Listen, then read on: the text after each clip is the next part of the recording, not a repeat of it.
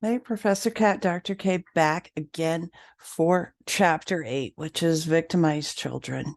This is a very sensitive and sad subject for many. It's sad that we even have to discuss this, but we do. Children are victimized often on a daily basis. I myself was a child victim of abuse, and commonly in the past, which is luckily starting to change, a lot of child victims didn't say anything. They had no recourse. I didn't say anything. I'm 56 years old. This happened when I was probably 7 or 8. And even when I did say something, I was not believed. So I'm not sure how much of it stems from the inability to believe or the inability to know how to handle the situation. I think sometimes those are intermixed, but that's just my personal experience.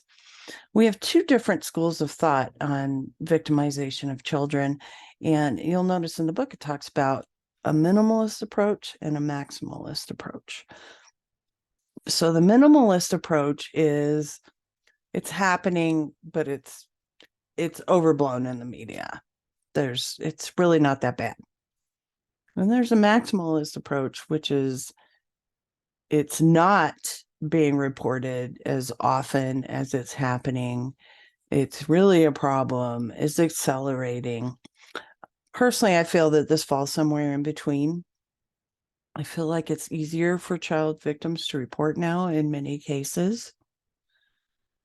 But as when we talked about statistics in the statistics chapter, a lot of it's not reported. So it's really hard to determine how often it's really actually occurring.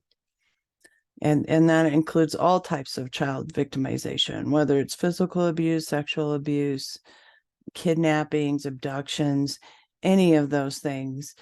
It's hard to tell the true frequency of what is happening.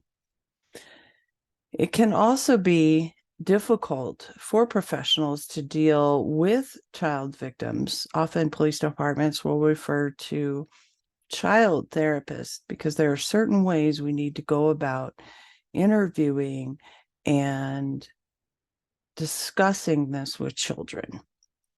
There have been cases in the news in the past about children who were coached in what they said.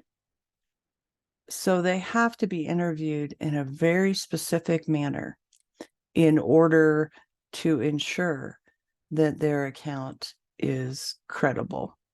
It's very easy also for perpetrators, especially family perpetrators, to blame the child, which on its face to me seems just absolutely preposterous. But it happens, unfortunately. And child victims, many cases now are allowed to testify by video so that they're not in a courtroom. It's not as intimidating. They're not looking right at the person that caused them harm, because all of these things can produce results that are not conducive to getting a good testimony. Perhaps the child just shuts down. That's probably what I would do. Just stops talking, says, I'm done. I don't want to have anything to do with this. Perhaps the perpetrator made threats towards the child. And so they changed their story because now they're in the same room with this person who often they threaten their family.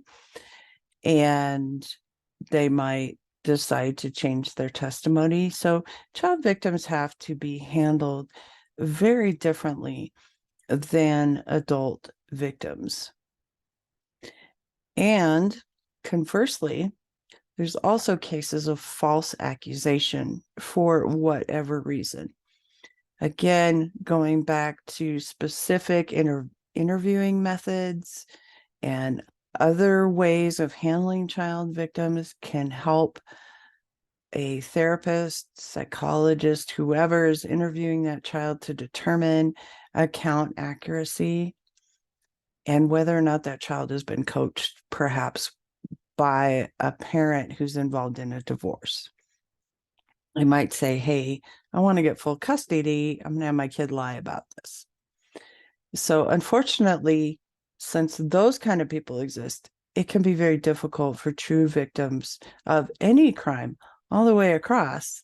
We see this with police officers who might not believe an account right away because they've spent so much time being lied to that it takes them a while to discern the truth.